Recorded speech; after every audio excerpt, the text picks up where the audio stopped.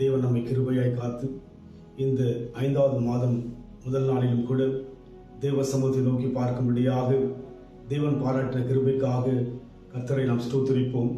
இந்த வேளையிலும் கூட நாம் தியானிக்கும்படியாக எபிரேயர் 10ஆம் அதிகாரம் 36 நீங்கள் தேவனுடைய சித்தத்தின்படி செய்து வாக்குத்தத்தம் பண்ணப்பட்டதை பெறும்படிக்கு பொறுமை உங்களுக்கு வேண்டியதாயிருக்கிறது.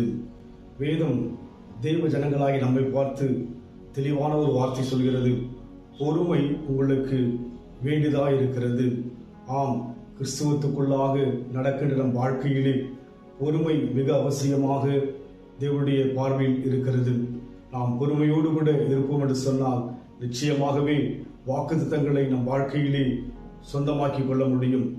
ஆம், ஆபிரகாம் என்கிற ஒரு மனுஷனை தேவன் அழைத்த போது ஆபிரகாமுக்கு தேவன் வாக்கு கொடுத்தார், வானத்து நட்சத்திரங்களைப் போல கடற்கரை மணலைப் போல உன் சந்ததியை ஆசீர்வதிப்பென்று சொல்லி உண்மையாகவே ஆபிரகாம் வாழ்க்கையிலே பல தடைகள் தடுமாற்றங்கள் வந்த போதிலும் கூட வாக்கை கொடுத்த தேவன் நிறைவேற்றினார். அதுபோல இன்றைக்கும் கூட நீங்கள் தேவனுடைய சித்தத்தின்படி செய்தென்று சொல்லி பார்க்கிறோம்.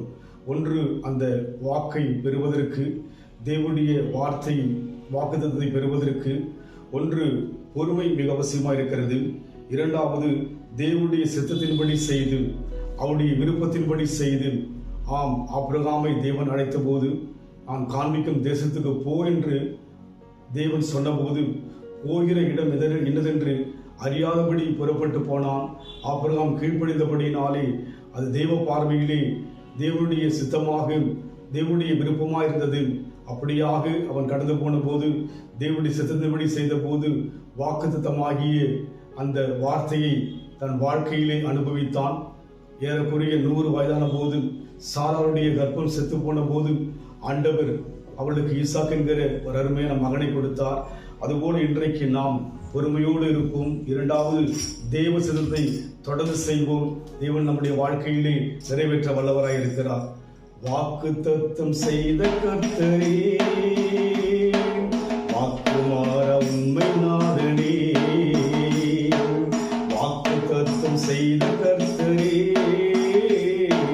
வாக்குமாற உண்மை நாதனே, வாக்கு நம்பி வந்து நிற்கிறோம், வல்ல ஆவிமாய் ஊற்றுவே,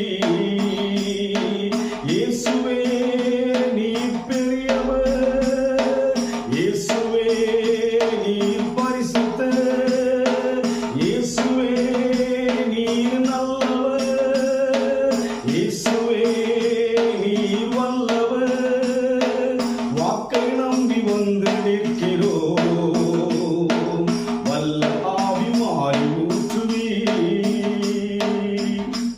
வாக்குத்தத்தம் செய்த கர்த்தர் வாக்கை நிறைவேற்றினது போல இன்றைக்கு நம் வாழ்க்கையிலே தேவ சமூகத்தில் நாங்கள் பொறுமையோடு இருக்க எங்களை ஒப்புக் கொடுக்கிறையா. அதோடு மாத்திரமல்ல, உம் சித்தத்தின் பிரகாரமாக உம்முடைய விருப்பத்தின் பிரகாரமாக தொடர்ந்து ஓட எங்களுக்கு கிருபை செய்வதாக ஆசீர்வதியும். இயேசுவின் நாமத்தில் பிதாவே, ஆமென். கர்த்தர் ஆசீர்வதிப்பாராக. God bless you.